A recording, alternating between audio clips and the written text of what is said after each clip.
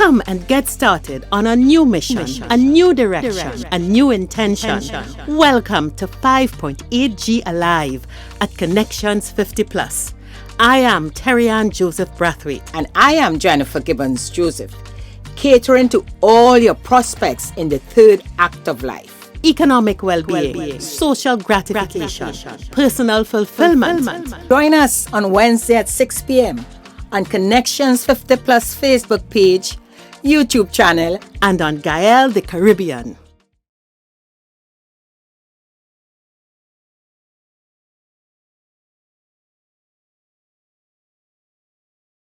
Hi, good evening, everyone, and welcome to Connections 5.8G Alive.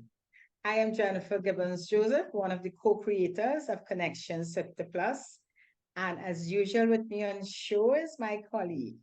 Hi, everyone. Good evening. I am Terry-Ann Joseph Brathwaite, the other co-creator of Connections 50 Plus, bringing you 5.8G Alive. Yes. Jen, your flowers are alive and well with you still. They're Yes. doing well. I'm not sure if it will be alive and well for next week's show, but I am enjoying the flowers. I really, really love Terry-Ann. I keep saying I love nature. I just, when I turn around and I see plants and especially flowers, it makes me feel good. I'm one of those that feel good with flowers and plants around. People like music, everybody like different things, but for me, flowers and plants, yeah. Nice. And I know, Terry-Ann, today, for this show, we're going to be speaking with someone who brings some joy to my life, because as, Terry-Ann, we spoke last week, and last week's show, we spoke about something, following your passion and finding your creative self. And Joanne say, we have to, wherever we left it, Under the we have to go find it. Under the box. Yeah. Covered in. Really feel that those who haven't done that before, this is the time to go on and just see, hey, find your creative self. Absolutely. And tell us about it. Yes. Yeah. So we are going to continue mixing this tribe up, and you're going to meet another member of the tribe that is a self-formed, self-made person.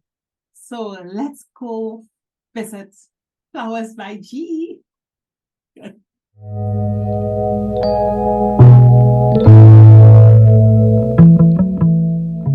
Welcome everyone to this continuation of our series of self-made 5.8G people.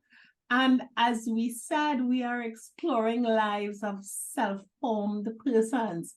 And today, this beautiful bouquet that's in front of us, not Jennifer's bouquet, but the person bouquet, is Gillian Caesar, who is one of, I think, a small handful of florists in Trinidad and Tobago that are certified by the American Institute of Floral Designers. Welcome, Gillian. Thank you so much, Terry-Ann and Jennifer, for having me on. Good afternoon to you all and to all your viewers. Yes. Now, just by way of introduction, and right now we seem to be in the mode of flowers. I'm looking at this tree and I'm thinking, my little peace lily looking for a flower. It's kind of upset because Jennifer has a beautiful arrangement. You have a nice arrangement. I got some flowers for the next show.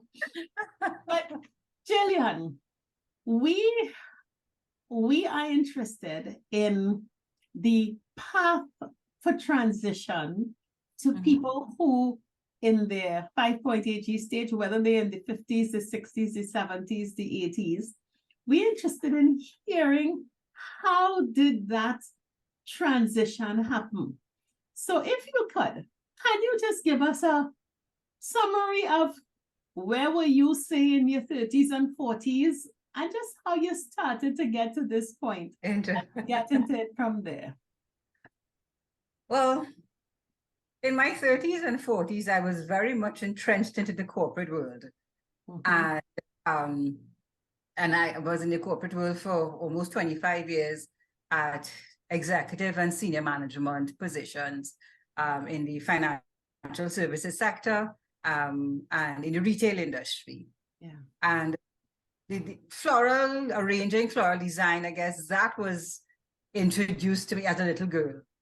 My mom did floral arranging as a hobby. And of course, as the only girl, when she needed help with anything, I got roped in. So I guess that is where the seed was planted. And I always had a creative side to me. Mhm. And in my corporate life, floral design or floral arranging was how I de-stressed, actually. So I would love going to flower shops, to craft shops, to do, and that was how I de-stressed. And particularly around Christmas time. I'm a Christmas baby. So I always love doing Christmas decorations and those kinds of things. And so one year, a friend of mine who had a sawmill, I got lots of pieces of teak wood and I decided I would make these Christmas logs and I took them into the office. I was at First Citizens Bank at that time. And I took them into the office and I said, well, a friend of mine did these. And much to my surprise, they were all sold, And that kind of started what became my Christmas show. So and people would say, well, could you make something for me? Well, of course, nobody thought I had a creative bone in my body to start with, because, I was kind of like the consummate professional woman. And so nobody really knew that side of me. And so over the years, I would do pieces for people. They would ask me, could you do something? Could you do something? So one year I thought, I would do some pieces, decorate my home and have a little open house, a little Sunday social, as I called it. Wow. 90% of the people, family. But they came and, we had a little cocktails and I had pieces out. And one of my friends, Alicia Powell, now known as Baja, she walked in, she saw my tree and she said, I want one just like that. And yes, that's where my Christmas business and Christmas home decor business started, which continues to today. And I did that part-time because I did that while I was still in corporate. And that helped because happening on weekends and that kind of thing.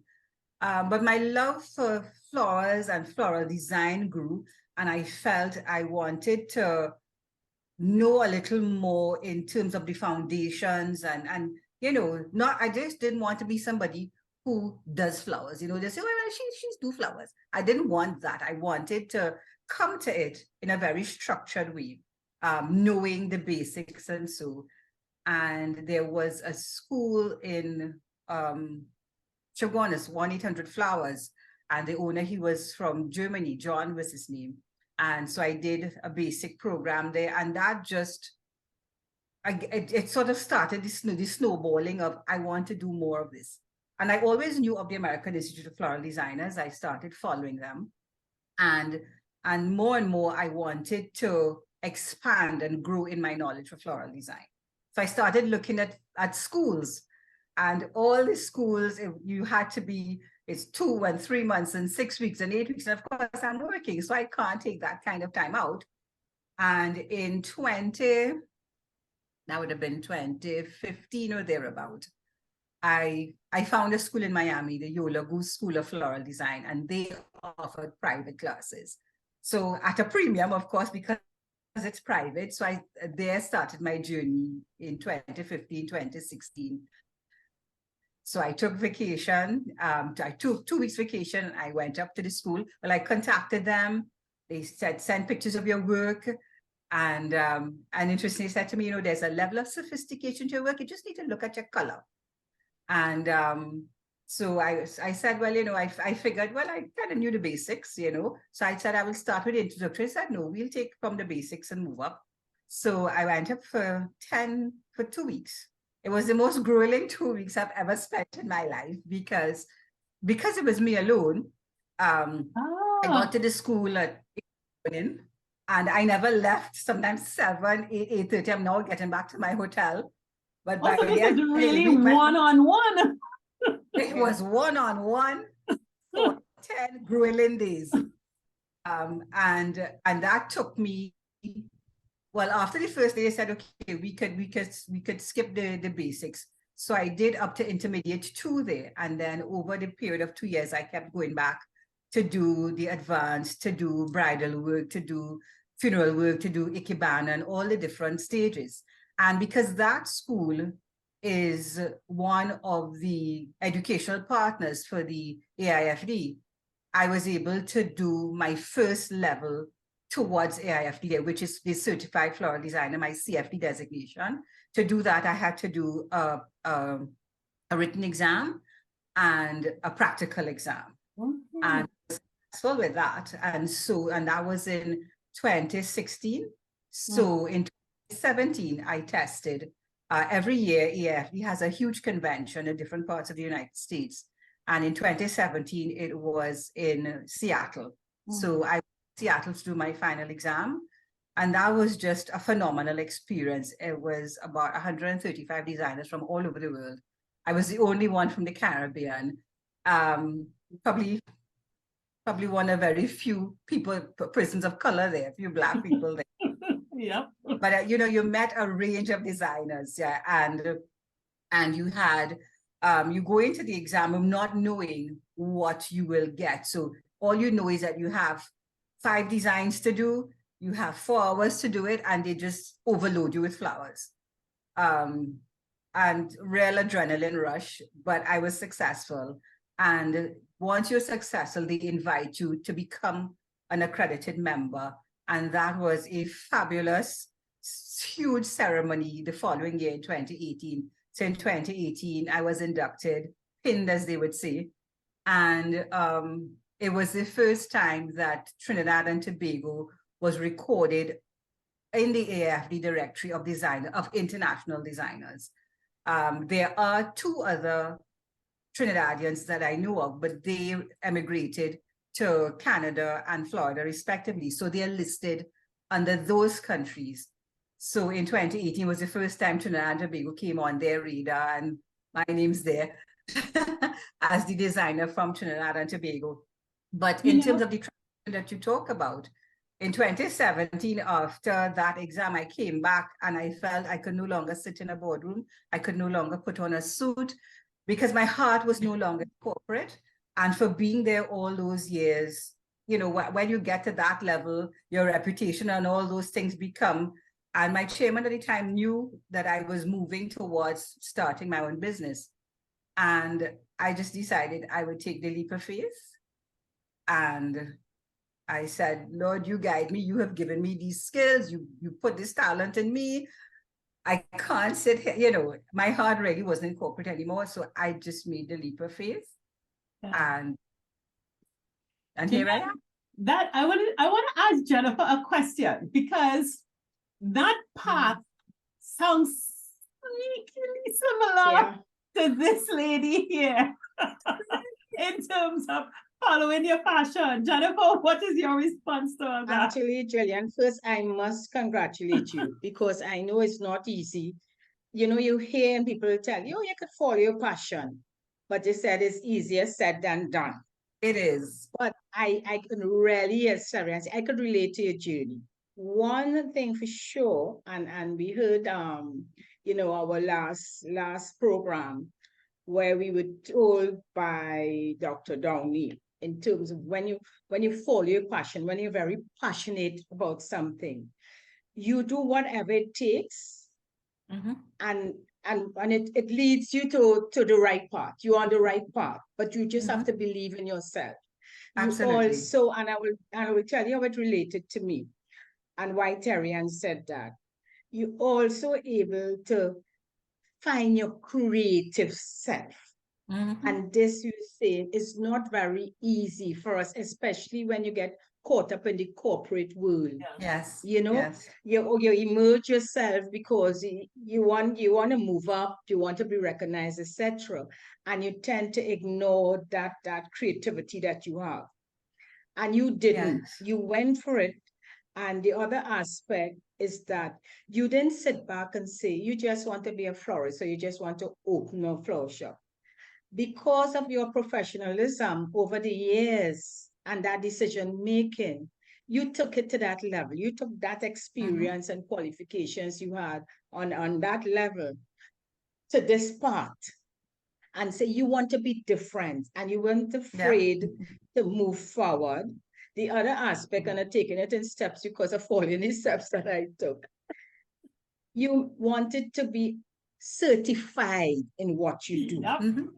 Not just say, okay, I could do flowers and this is my skill, but to be certified, to know that, yes, you're not just keeping all that talent and skill to yourself. If you're passing it on, you want to pass it on in such a professional way that whoever learning from you could say, yes, I've learned from the best. And when they check your work, they know, well, yes, this is work that was done by Gillian. This is a Gillian student. So I must really congratulate with your steps, because thank you. And it's interesting that you go ahead, Gillian. No, I said it's interesting you talk about passing it on, because, you know, just last week I spent 3 days in Tobago doing a work with one of my colleagues.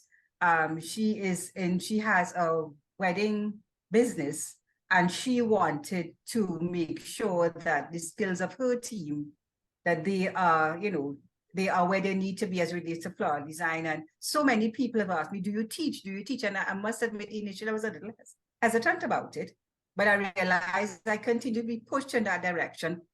And now I feel like I can do that, because when I teach, it's going to be not just stick some flowers here and stick some flowers there. Because interestingly, on the first day I said to them, look, this is the boring side of it. This is where we have to learn the foundation. This is where we have to learn about our principles, our elements, the theory of it, about color theory, about all the different aspects of it. And in the second day, they saw and understood why we did that, because then you could see how it transfers when it's time to do a design.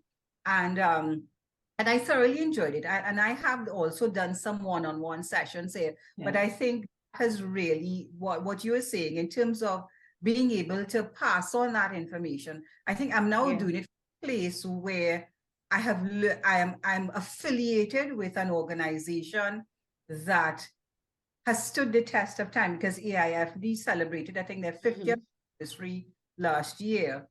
And it's internationally known and recognized, so that, and more than that, I am required to submit to them on every 3 years that I'm also continuing my education. And I'm laughing because, Terry-Ann, that is the reason why you find most people not do it, because they have, and you have to invest in yourself.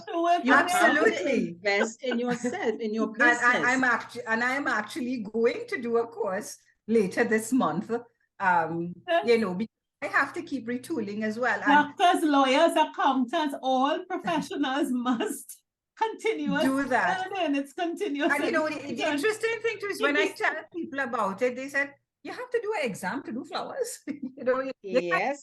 When I talk about it, you know, but yes, for me to keep my accreditation, I have to show that I'm doing continuous learning and continuous training. I am training, or I train people.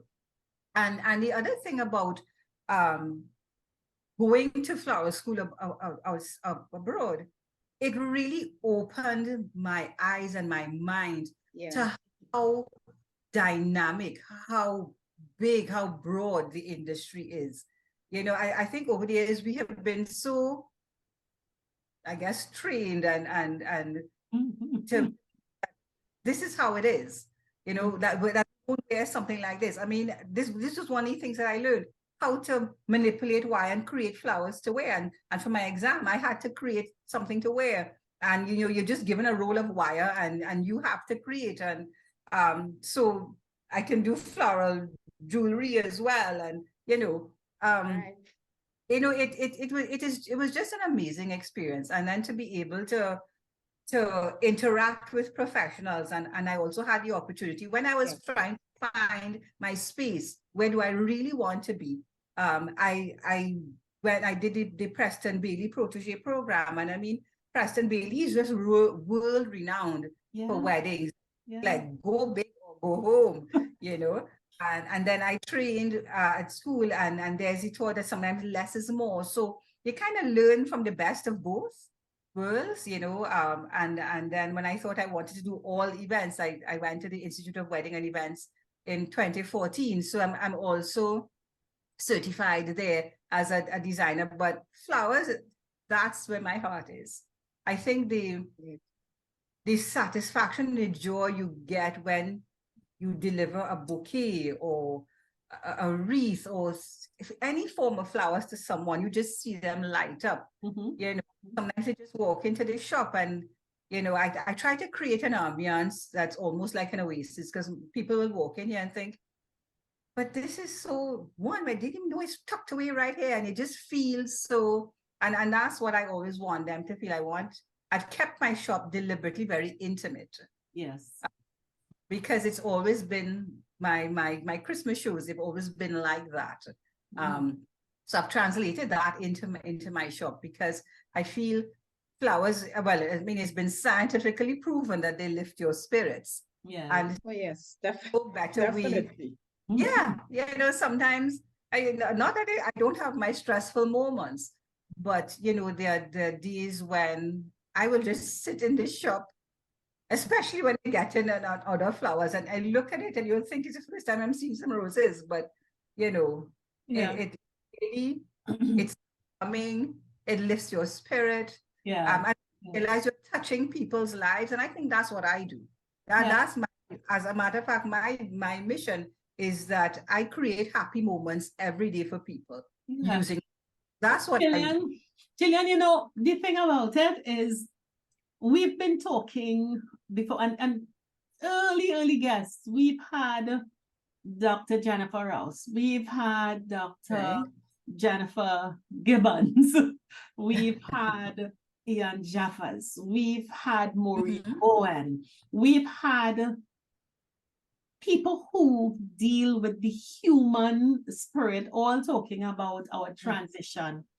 And they always capture and touch the point of, we need to connect with what is passionate for us. Joanne Kilgore-Dowdy said last week that go and find it. You dropped it probably when you entered university, or when you first had children, or when you entered the job market, and you started to just struggle to become this thing. And but she's right, it's always there you work, it's always your there, mom, and now it emerges. It's always there. I want to ask you, it is fine, the going to the school and doing all those things. People would look on and they say, oh, she rich already, she had the money to go to the school. She had this, she had all those different things. What is that journey? Is it really as easy as this poised and polished and beautifully accomplished lady that we see sitting there? Because that's I can tell our you, viewers no, will it ask. isn't. No, it isn't. No, it isn't. It was a significant investment at the cost of sacrificing a lot of things. Fortunately, I have a very supportive husband as well. And, you know, you have to be prepared to put in the work, to make those sacrifices. And doing it part-time was difficult. And, you know, sometimes you did not always have the funds right away. So we had to, you know, how do I adjust? Because I have to be at this workshop. Or sometimes the school would call and we're having a practice session just before exams. And I thought, you know, I really would like to be a part of this. So I flew up on Saturday, went straight from the airport into the practice test, and flew back out on Sunday morning to be back at work on Monday. You know, it was a lot of sacrifice. It was not easy. Believe you me when I tell you, it was not easy. But you had to be hands-on, because I knew what my ultimate goal was. I knew what my vision was. I knew what I wanted. Because I knew I just did not want to be someone doing flowers. I wanted to be an internationally trained and accredited floral designer. but that took a lot of sacrifice. It took a lot of people trying to understand my style, my design, because the thing is, you're learning so many different things. And when you come back home and you try to introduce it, well, everybody still wants what we're accustomed The triangle or the shape. Don't get me started on the triangle. Or the And, and the thing about it is, though, that at the end of the day, your arrangements are really one of three shapes, triangle, oval, or rectangle, but it can be done in so many different ways, creatively, that you're not seeing this triangle. And the other thing too is that floral design is really emerging and to look more like nature, because that's where it comes from. So you arrangements Jennifer's arrangements. Structured. Yeah, they're no longer structured, but within that unstructuredness, if that's such a word, there's balance and there's harmony and there's unity, which are all the principles of design. So you don't stray from the basics, but you can be so much more creative and expressive, because at the end of the day, that's what it's about. It's the designer expressing himself or herself, sharing that with his or her clients, and hoping that it brings to them some level of happiness, of joy, of comfort, that kind of thing. So as Jennifer said, or you said, my hope is that when somebody gets one of my designs, that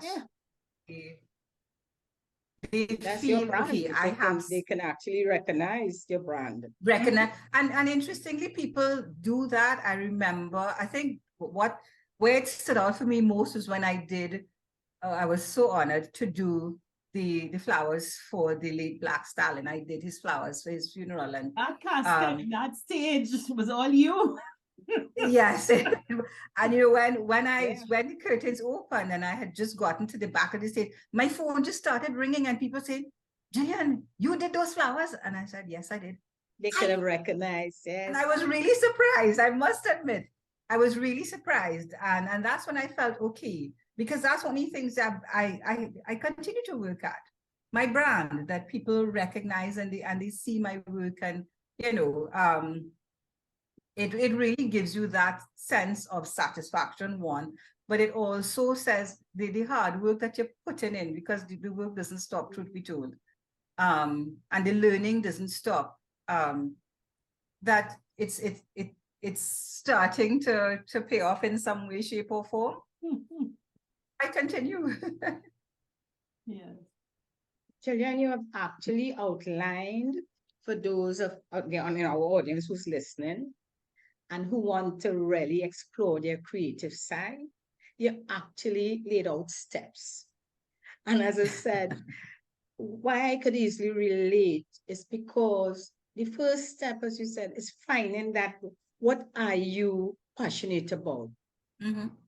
And look at what you're passionate about. And then you said that, know your goals for you. What would you like to do with your creative self?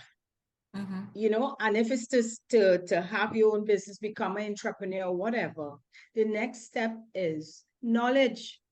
You may have that skill, but you have to seek the knowledge. And I mean, depending on what it is and what area you're going into, I really believe having that international experience is key. Because in Trinidad, let's admit it, we are limited. And a lot of the new areas that people want to go into, we don't have the role models or persons to really look at. You kind of get in the sameness all the time. Mm-hmm. So it's great to look internationally, and like what you did, looking for international certification, which I could relate to. I remembered when I decided this is what I want to be a coach. There weren't certified life coaches in Trinidad at that time. Right. And you will get that feeling, why do you want to go away and do that? Nobody coming to you for that service. But when you believe and you know this is what you want to do, and you become passionate, and I want to offer that service as a professional, then yes, you go for the professional certification. And if it has to be international, you go for it. And nothing is easy, and we hear that all the time. It's a sacrifice. and you have to give up something for the other. And there's Maybe pleasure. your time. Mhm. Look, we will never have enough money for anything, eh? So Yeah. if we don't get started and prioritize our financial situation and say, this is what we want to do, we're not going to get there. So Yeah. all And that the you have other thing- outlined, those are very good steps. I mean, successful steps. Right. And the other thing too is don't be afraid to put yourself out there internationally. Oh, So- yes. So yeah, you know, yes, you come. I'm here, and I have all this knowledge, and so, but I took the I suppose stepped out of my comfort zone a bit, and in 2019, there's I think it's the premier magazine for the floral industry. It's called Florist Review. Mhm. I subscribe, and they had a competition for sympathy flowers in 2019, where of course they invited people to send in pictures and so, and they would then shortlist and select, and you know, and to my great surprise, well, when they contacted me, they said, you know, we'd really like to publish all the pieces that you sent, but we have submissions from over 75 countries, but we are going to publish one of your pieces. And I had submitted a piece that I did in the shape of a bicycle. It was a memorial, a casket spray I had to do for someone who was passionate about cycling. The person was a cyclist. So I did the casket spray like a bicycle. Wow. And I submitted that. And it was published in the magazine. And you know, when they sent me the magazine, and you know, of course, for those that were selected, they have their countries, and you know, every time you see Trinidad and Tobago and next to South Korea and all these other places, you just feel, you know, I can't help but feel proud. Yeah. You know, so there was that, and the other publication that, and I also have to thank my colleague. So my colleague Milena Simon O'Neill, she is the principal owner of Emerald Designs, but she had come to me. It was her 20th wedding anniversary, and she said, you know, I'm having a shoot for my 20th wedding anniversary. I want a really nice bridal bouquet. And I said to her, your personality, no, I want to do something different for you. And she allowed me to be creative. So I did a boa. It was a floral boa. It was, I think, about 6 feet long. Yeah. And they had an amazing shoot in Tobago.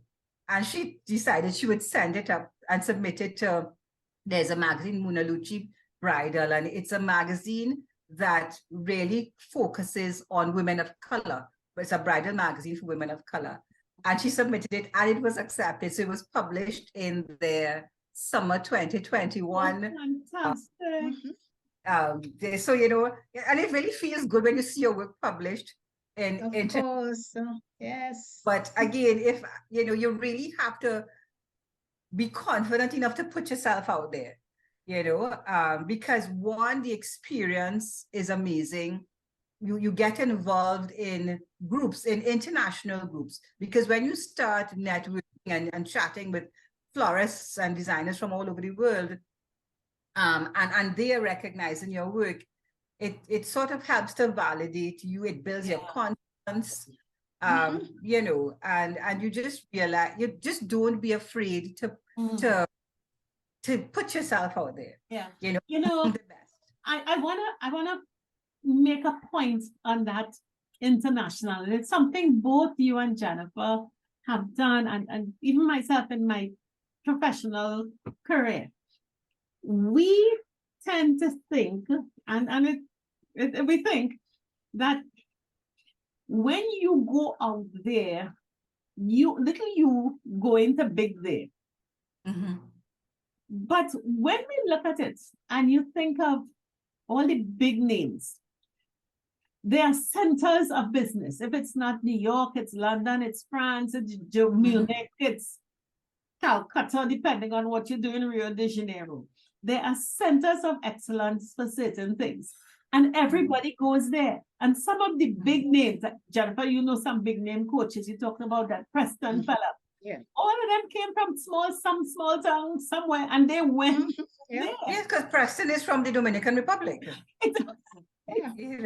You know, and my trainers, Ruben Conza and Yola Goose. Ruben is from Puerto Rico. Yola was from the Dominican Republic. But now, I mean, they have a huge school in Exactly. Miami. So what we really have, and what we are seeing, and it's the same story with John Kilgore Dowdy. You have a talent resident here. You could be somebody in Quito, in Afghanistan, wherever you are. You have to take yourself to that center. And now with the internet, with things being digital, you really, and you cannot expect to get that kind for free unless you get a sponsor. Then it's still not free. Someone sponsored you. It's got to be paid for. But it just says that when you have the will, Jennifer, you were transitioning from insurance and you decided going into coaching. You were in the corporate boardroom, you went and did your stuff and you couldn't handle the suit on your back again or the clothes and shoes. There was a time in my life of consultancy, I did not want to talk to another manager. And I think for self-formed people, they know that yes, I'm successful here, and yes, but I need to be in a different sphere. And I think that's when the creativity knocks on the door, and we really need to go and get it. And international, to me, I say it's go to that place, which is the center of the thing I love, because everybody else leaving the little small town and going there. Going, that's right. And that's what puts you on an even platform. And in fact, so for me, one of my next goals really is to, because I'm that training part of it, the sharing of the knowledge that Jennifer's spoken about. My next step is to start doing that regionally. Taking my, so whether people from the region come here or I go there, the same way I went to Tobago, then I start going to whether it's St. Lucia, Barbados, wherever. So that's in terms of where I'm going all over the world to do flowers. or people coming to him, Exactly. So that's kind of where I'd like to see myself, as I continue to grow as a designer and as I continue to share my knowledge and experience. Because the point is, I keep saying to people, because you hear all the time that that people are holding on to what they know and they're not sharing and so on. And if when I went to Yola Goose, they didn't share with me, and if Preston Bailey didn't share with me, I wouldn't be where I am. It's because somebody chose to share their information and their knowledge with me, I can be, and then I put my own flair to it and I bring my style to it. That's where I am, and that's how I'm growing. And so I feel I need to. I need to give back to those who, and it's not just somebody who wants to open a flower shop. The stay-at-home mom who wants to be able to put together something for home, because that DIY market is so big. It is, yeah. I just want to be able to. I want to decorate my home. So I want, when I put something together, so even that market, even that segment of the homemaker who just wants to be able to have nice flowers in her home and figures, I can do this myself because I have a little bit of skill. I just want to know the basics, or how to do it. I think there are a lot of people out there who want to learn, who wants to be a florist at some level. And I'm happy to share with them and help them do that while still building my business. I do have a retail shop, a studio really. Like I said, I just have a joy. I no longer have to spend 2 hours in traffic to get to work on a morning. And your shop is home-based. Your business. My commute to work is 20 seconds. But Gillian, when you speak about what you plan to do, your ultimate goal, all that is part of the journey. Yes. Part of developing your skill more, And I find as you go along, you'll venture into things that you never even thought about. Because, as I said, we live in a global village now. Mhm. And things that may not have been done before, even in your field, that is being done now. And as you said before, you actually could incorporate jewelry Exactly. into the flowers, like that beautiful. I was about to call it a corsage, but I guess that's not a It corsage actually again. it It is a is. shoulder corsage. Oh, it is a shoulder corsage. Yeah, Very and beautiful. it goes all the way to the back actually. Look at it, how beautiful. So you see Yeah. something like that. And by the time you do that, next thing you know, you evolve into something else. And it is all a journey and a beautiful journey using your skills and talent. The other thing you said, Yeah. and I'm listening for all the nuggets that you're putting outside there, is stepping out of your comfort zone. Yes. You know, some people are afraid, and that's one reason why they like to hold back and not share, because they feel if they share, somebody will take their ideas. And I remember someone telling me, you know, when I just started, I started doing some workshops, coaching workshops. And I felt I promoted a particular program, and by 2 weeks after, somebody else was doing something similar. And I was complaining and said, but you know, how could they do that? Listen, competition is all over, but guess what? You Always see your there. uniqueness, Mhm. nobody can take that away from you. Exactly. And you will Exactly. build your And brand and build your customers based on your uniqueness. you know, You know, Jennifer, and as long you know that, it will work. it is Yeah. so interesting that you say that. Because you know, early I sort of had that bit of anxiety, I guess, as it were, because Yeah. you're putting out something, and a little while you'll see something very similar, and you're thinking, Yeah. but then I came to, it's about trusting your brand and Mhm. trusting who you are as a designer, trusting your style, and okay, Yes. so it may be copied, it may be imitation is the sincerest form of flattery, I guess. Yeah. But it's really about trusting in your brand. And when you build your clientele and you have customers, I have customers that always come back to me, you know, Yeah. and again, because you're touching lives, I really feel I'm touching lives with flowers. That's, I guess, I create moments, happy moments, and people Mhm. remember how you make them feel. So, you know, they would, especially when it comes to funeral and sympathy flowers, a lot of my clients and well, I mean, there's one customer now, she calls me auntie, and she brings me birthday presents and Christmas presents and all these kinds of things because she remembered, you know, the flowers I did for the mom's funeral, and then every year they would have flowers, and it just so happened one of the times she came was close to her birthday, and so I just gave her a little bouquet, and somehow that resonated with her. And so some of my clients now, they're, like I said, she calls me auntie. You know, Yes. and so it's that repeat, and a lot of most of my business comes from referral and through Instagram, because you know, I and so that's the other thing, you really build relationships in this, Yeah. you know, because when you're dealing with someone, again, who's lost a loved one, it's not just only about, well, what would you like? And you really have to listen, you have to empathize, because so many times you have to let them cry. You have to, you know, before we could even start talking about the flowers. Yeah.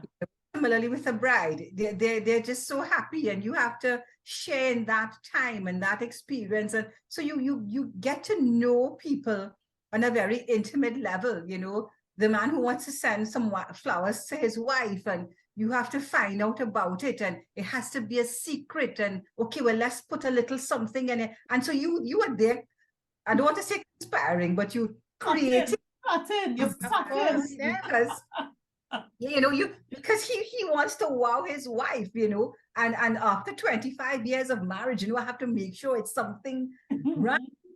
You know, I actually did one recently, a 25-year anniversary, and you know, all through the process, I thought, he was just so meticulous. He wanted this, that, the other. And anyway, it was delivered. And by the time I got home, I got my, my phone. I heard the WhatsApp message. I was at the red light, so I took a little break, and all I saw is, now this is an arrangement. And kind of feedback from a man. I was like, oh, that to me, that is the payment. Yes. Not necessarily the financial part of it, and even like 2 days after, he sent me another note to thank me again, and the roses are still there. And that is what I do. Yeah. That is what I do as a florist, we are talking about us transitioning, and we've come from this body of experience, whether it's working, raising children, home, or whatever it is, and we end up with this inside of us. There is this bulge of something. It's talent. Each one of us has it. It's talent. And as Jennifer and I want to do, I will go spiritual now. That's a God-given gift. Everybody has it. Absolutely. And when we are able to, as we said, find it, tap into it, it's what Jennifer and I do here every Wednesday. We can identify it, and then once you begin, and I'm saying this to people who are thinking about and timid, once you start, whatever small step it is, like you said, you made some decorations and invite some friends home, and somebody said, I want to buy that. I remember once I had some people here say, bring what you do. We're having a expo at my house. But once even if you're unsure of what that talent is, but you have a sense, just start. It will evolve into whatever it is, because it is a God-given gift. And it's interesting you talk about the fact it's God-given. I remember years ago, it's still kind of, I was still searching, should I do this? Should I make the leap? And that Sunday at Mass, the gospel was about the man who buried his talent. Spoke to me. It was like, okay, I hear you. As you say, God blesses us according to our abilities. So I think that's what also pushed me to go to floral school, because I felt if I didn't multiply or develop the talent, and if I choose to bury it, I would lose it. I mean, it may sound lose it and more. That's how I felt. And so those were the kinds of things that sort of pushed me to get to where I was.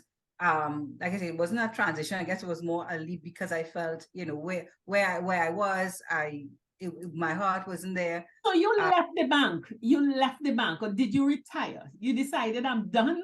I'm done. I wasn't at the bank then. I was working with a construction company at the time. I was their business development at the time.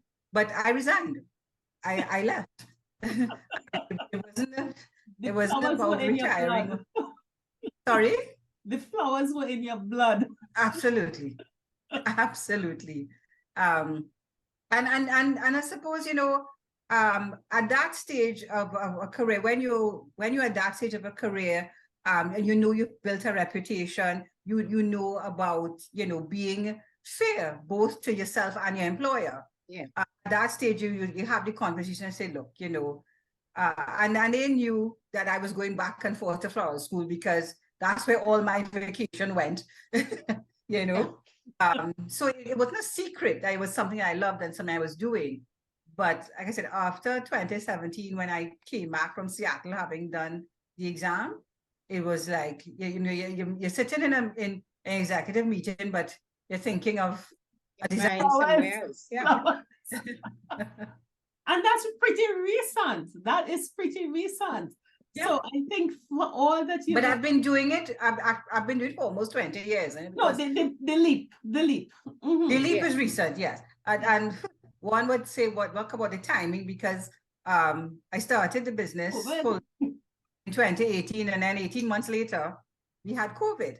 So that was a challenging time for me. I questioned whether I made the right decision.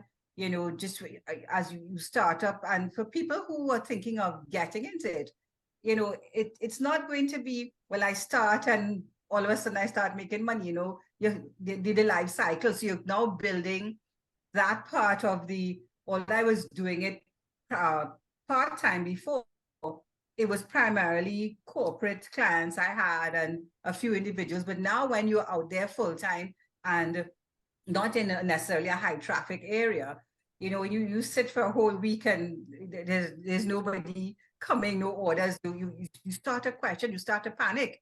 And then you realize the month end is come and there's no salary. So the day you don't get an order, there's no money. That was a real welcome to entrepreneurship kind of moment. Addiction to salary. Yeah. Now you have to, and there's no sick leave, you get sick, and that's it,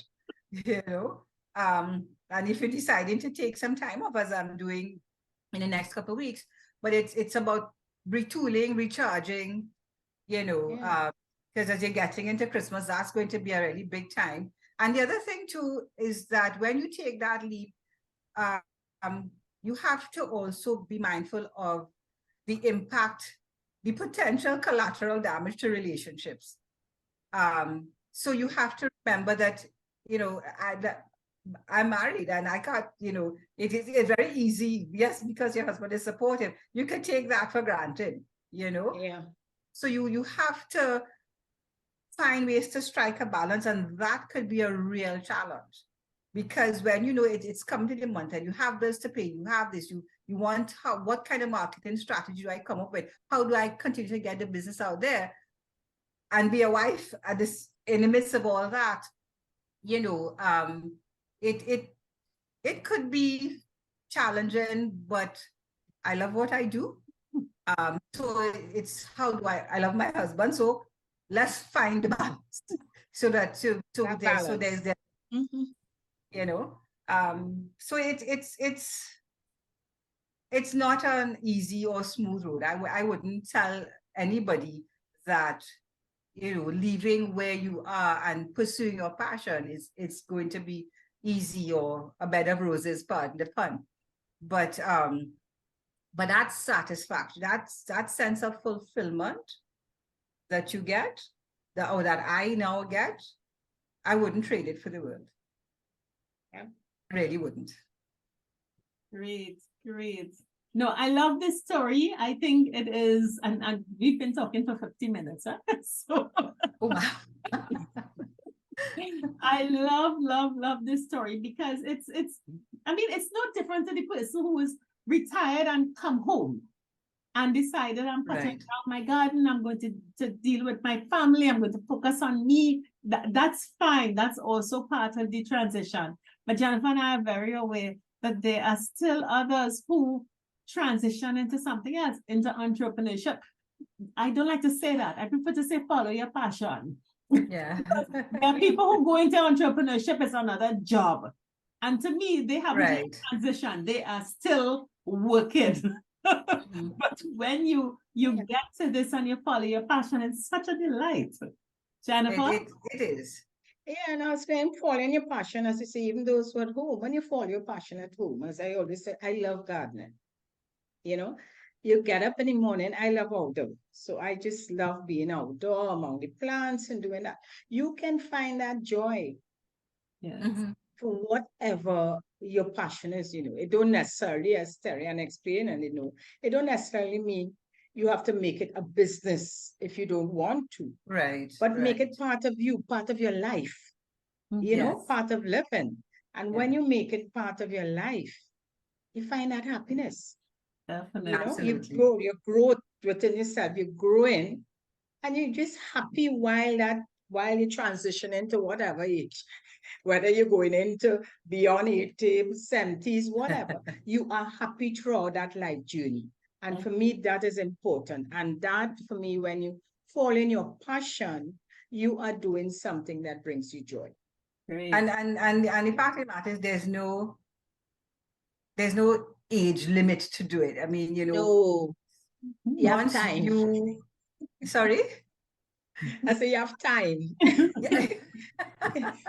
It's really about you feeling that it's your time. Yeah. Yeah. And having the confidence in yourself. Mhm. You can't doubt yourself when you want to pursue your passion, because if you don't believe in what you are trying to share with people, then you know it. You have to believe that what you are bringing, it's adding value. It's Yeah. making sense. You know, financial and otherwise, but and it gives you a sense of purpose. You know, you know, you kind of really have to feel I'm doing something worthwhile. I'm doing something that I love. I'm doing something that makes me happy. You know, and sometimes, you know, it's not necessarily about making millions. It's about I can get a place where I will have a comfortable life, a comfortable living, and that's really what you want. You need.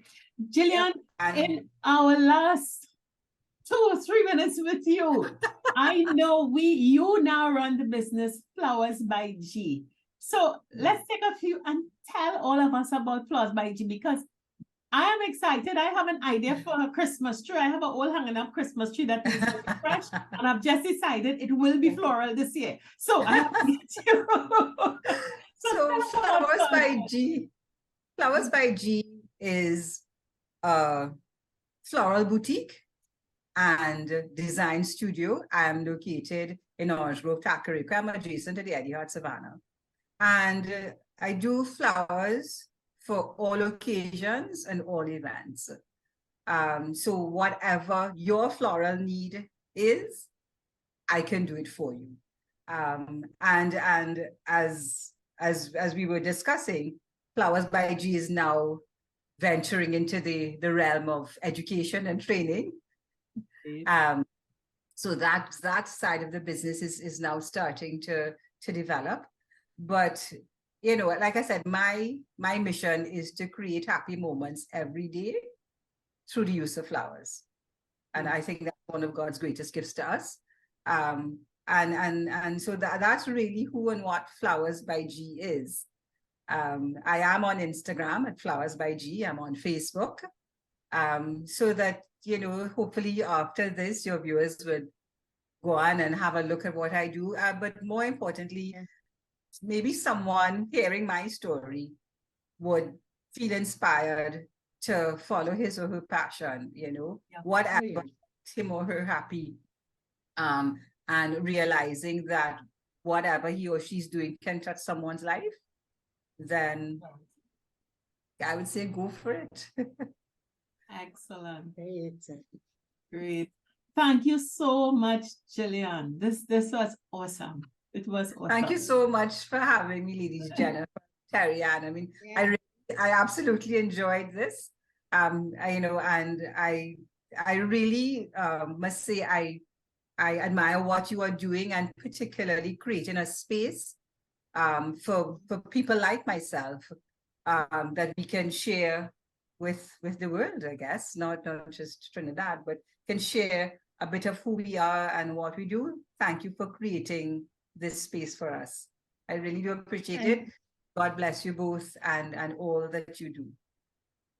Thank you, Gillian. I'm looking forward for my shoulder corsage, so we'll be in touch definitely. I know the exact dress I want to wear it with. Oh my, okay then. And of course you can wear it forever because these are permanent flowers, so you can wear it beautiful over and over again. Great. Okay.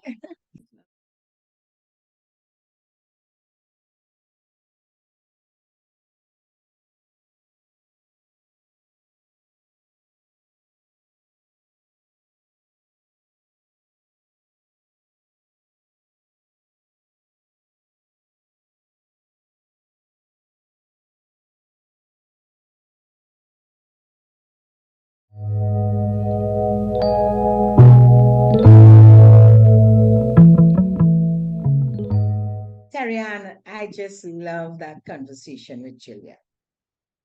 I don't know if because, as I said earlier, because I love flowers, so it's easy for me to connect with someone with Gillian's talent that, you know, it's such beautiful arrangements for, as she said, for clients to make them happy, you know. Yeah. So it's really very interesting. And I must say, she gave us a lot of nuggets, Yeah. you know, in terms of steps to follow your passion. So I found it was really interesting and inspiring. You know? Yes, yes. So I should got be an a theme for inspiration my to Christmas others. tree. It's going to be flowers. It's going to be flowers by Jean. But people, it's just to show you wherever you are, whatever you choose to be in this third act of life, find your passion, activate it, and let's just have fun. Just have fun, however you choose to do it. So until we find another passionate person next week. Okay, bye. You definitely will. Bye. 50 Plus Tribe and followers from Trinidad and Tobago and the Caribbean. Thank you for joining us on this Connections 50 Plus 5.8G Alive show. We hope you enjoyed the lively conversation and look forward to seeing you next week. Don't forget to like our Facebook page and subscribe to our YouTube channel. We really love getting your feedback. Bye for now.